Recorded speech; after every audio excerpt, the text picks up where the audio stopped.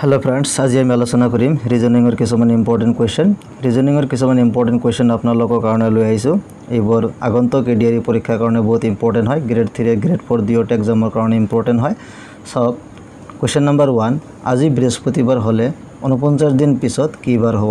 এইটো আনসাৰ উলিয়াব লাগে। এতে সক আমি শৰ্ট ট্ৰিক্সত সমাধান কৰিম। আজি বৃহস্পতিবাৰ হলে 49 দিন পিছত কি বাৰ হ'ব? এতে 49 যেটো দিয়া আছে 49ক আমি 7 এ দি ডিভাইড কৰিব লাগিব, কাৰণ এক সপ্তাহ 7, গতিকে 7 দিনৰ মূৰে মূৰে সেই দিনটো কি হয় ৰিপিট হয়, গতিকে 7 এ দি আমি কি কৰিব লাগিব ডিভাইড কৰিব লাগিব। তো 7 14 ডিভাইড কৰিলে কি 7 বাৰ যাব, 7 গুণ কিমান হ'ব 49, ইয়াতে কিমান থাকিল 0। ওকে, ইয়াতে কিমান থাকিল 0 থাকিল। এতিয়া যেহেতু ভাগশেষ 0 থাকিল, গতিকে যি বাৰ আছিল ইয়াতে কি বৃহস্পতিবাৰ দিয়া আছে।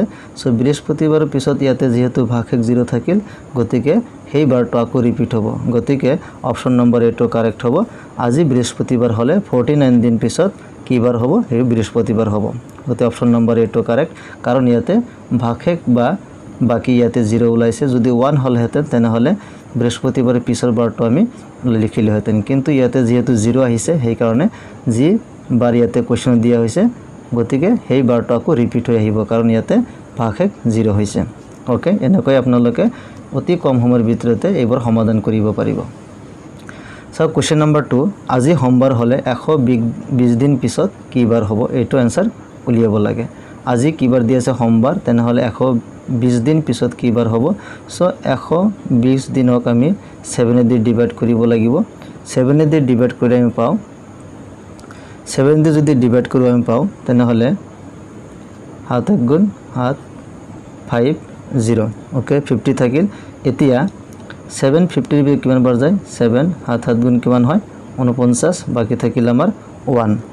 ওকে, গতিকে ভাগশেষ কিমান হল 1। এতিয়া ইয়াতে কিমান দিয়া আছে সোমবাৰ দিয়া আছে, গতিকে ইয়াতে 1 মান হৈছে সোমবাৰৰ পিছৰ দিনটো আমি কাউন্ট কৰিব লাগিব। ওকে, ইয়াতে সোমবাৰ দিয়া হৈছে আৰু ভাগশেষ 1 ওলাইছে, গতিকে সোমবাৰৰ পিছৰ বাৰটো আমি কাউন্ট কৰিব লাগিব। তো সোমবাৰৰ পিছৰ বাৰ কি হ'ব?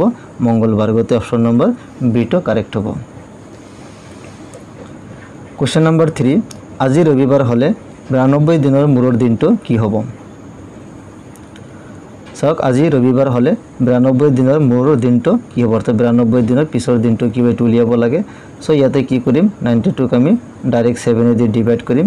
সো তে কিমান যাব 1 বাৰ 2 2। এতিয়া 722ক ডিভাইড কৰিম আমি 21 1। ইয়াতো ভাগশেষ কিমান থাকিল আমাৰ 1, গতিকে ইয়াতে ৰবিবাৰ দিয়া আছে, পিছৰ বাৰ 1 যোগ কৰিব লাগিব, অৰ্থাৎ পিছৰ দিনটো পিছৰ বাৰটো আমি উলিয়াব লাগিব। 2 থাকিলে দুটা দিন পিছত আমি লিখিব লাগিব। ইয়াতে যেটো ভাগশেষ 1 আহিছে সেই কাৰণে ৰবিবাৰৰ পিছৰ দিনটো কি হ'ব? ৰবিবাৰৰ পিছৰ দিনটো আহিব আমাৰ সোমবাৰ। অপশন নম্বৰ ডি টো কাৰেক্ট হ'ব। সো কোৱেশ্চন নম্বৰ 4, আজি সোমবাৰ হলে 95 দিন পিছত কি বাৰ হ'ব? ওকে, এইটো উলিয়াব লাগে। সেম পদ্ধতি আমি কৰিম, অতি শৰ্ট নিয়মত আমি সমাধান কৰি আছো। সো চাওক এইবোৰ কিমান ইজিলি আমি কৰিব পাৰি আছো। এতিয়া 95, সো 95ক আমি কি হৰণ দিব লাগিব 7 দি আমি হৰণ দিব লাগিব। 7 থাকিব 25 21 25ৰ পৰা 21 বাদ দিলে থাকিব আমাৰ 4। ওকে, ইয়াতে আমাৰ 4 থাকিল। এতিয়া আমি কৰিব লাগিব, এতে চাওক এটা সোমবাৰ দিয়া আছে, সোমবাৰৰ পিছৰ 4টা দিন আমি যোগ কৰিব লাগিব। গতিকে সোমবাৰ, মঙ্গলবাৰ, বুধবাৰ, বৃহস্পতিবাৰ, শুক্ৰবাৰ। ওকে, বুজি পাইছে? গতিকে অপশন নম্বৰ এটো কাৰেক্ট হ'ব। সোমবাৰৰ পিছৰ 4টা দিন যোগ কৰিলে যি বাৰ হয় সেইটো হ'ব আমাৰ আনসাৰ। গতিকে অপশন নম্বৰ এটো কি আছে শুক্ৰবাৰ। গতিকে অপশন নম্বৰ এটো কাৰেক্ট হ'ব। কোৱেশ্চন নম্বৰ 5 সক ইম্পৰ্টেন্ট হয়। 1995 চনৰ 1 জানুৱাৰীত ৰবিবাৰ হলে 23 জানুৱাৰীত কি বাৰ হ'ব? এনেকুৱা টাইপৰ কোৱেশ্চন বিলাক ইম্পৰ্টেন্ট। 1995 চনৰ 1 জানুৱাৰীত ৰবিবাৰ হলে 23 জানুৱাৰীত কি বাৰ হ'ব? এতিয়া প্ৰথমতে ইয়াতে আমি চাব লাগিব 1 জানুৱাৰী আৰু 23 জানুৱাৰী, ইয়াৰ মাজৰ গ্যাপটো উলিয়াব লাগিব। সো 23 জানুৱাৰী আৰু 1 জানুৱাৰীৰ মাজৰ ডিফাৰেন্স কিমান হ'ব? 23 পৰা 1 মাইনাস কৰিব লাগিব। সো কিমান আহিব 22। ওকে, কিমান আহিল 22। যেহেতু এটা চনকে ইয়াতে দিয়া উল্লেখ কৰা হৈছে সেই কাৰণে এটা মাইনাস কৰিব, যি ভ্যালু থাকিব 22 থাকিল। ইয়াতে ইয়াক আমি 7 এ দি কি কৰিব লাগিব ডিভাইড কৰিব লাগিব।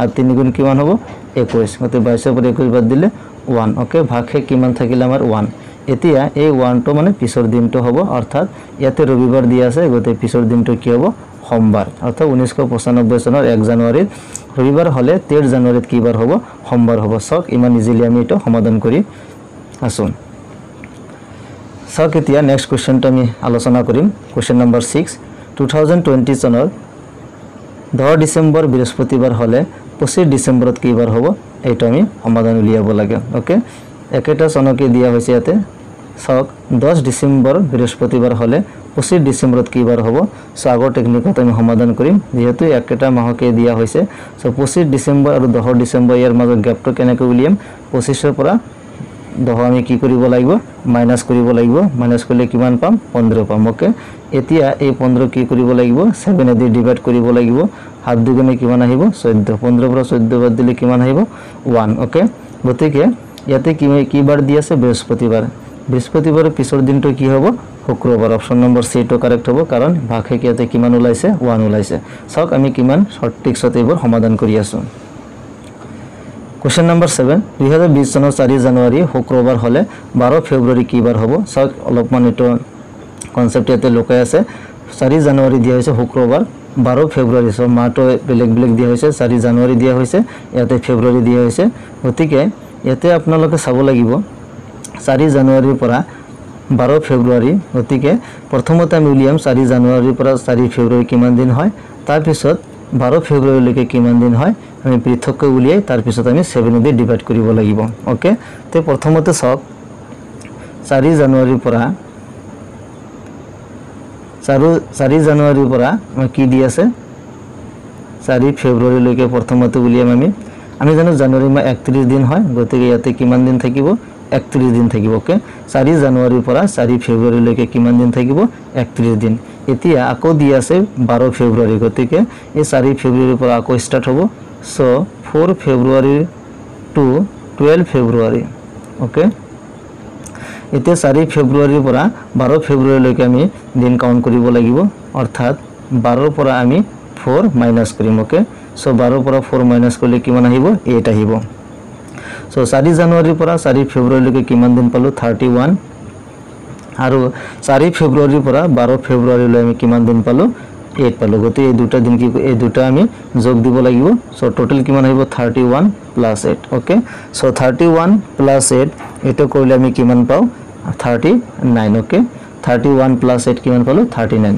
এতিয়া এই 39 ক আমি 7 দি ডিভাইড কৰিম সো 39 7 দি আমি ডিভাইড কৰিম ওকে সো 39 এতে কিমান বার যাব 5 বার যাব সো 35 আহিব 9 - 5 = 4 গতিকে ভাগে কিমান আহিল আমাৰ 4 আহিল এতিয়া 4 আহিল মানে 4টা দিন পিছত আমি এটো 12টো আমাৰ आंसरটো লৈ আহিব সো 4 জানুৱাৰী শুক্ৰবাৰ সো শুক্ৰবাৰৰ পিছৰ 4টা বাৰ আমি গণিব লাগিব সো শুক্ৰবাৰৰ পিছত কি শনিবাৰ তাৰ পিছত ৰবিবাৰ সোমবাৰ তাৰ পিছত মঙ্গলবাৰ সো অপচন নম্বৰ 8 টো কাৰেক্ট হ'ব মঙ্গলবাৰ সক আমি কিমান ইজিলি এইবোৰ সমাধান কৰি আছো আপোনালোকে এইবোৰ প্ৰেক্টিস কৰিব এইবোৰ ক্যালেন্ডাৰ অৰ্থাৎ এনেকুৱা বাৰ নিৰ্ণয় কৰাৰ এটা অংক প্ৰতিবাৰে আহে গতিকে আপোনালোকে এইবোৰ শৰ্ট ট্ৰিক্সত মনত ৰাখিব ইয়াৰ পিছত ইয়াতকৈ অলপমান টান কোৱেশ্চন আমি আপোনালোকৰ কাৰণে লৈ আহিম আপোনালোকে চেনেলটো সাবস্ক্ৰাইব কৰি ৰাখিব আৰু মেথছৰ যিখিনি আছে ৰিজনিং আৰু এনে যিখিনি অংক পৰীক্ষাত আহে সেই সকলোখিনি আমি সমাধান কৰিবলৈ চেষ্টা কৰিম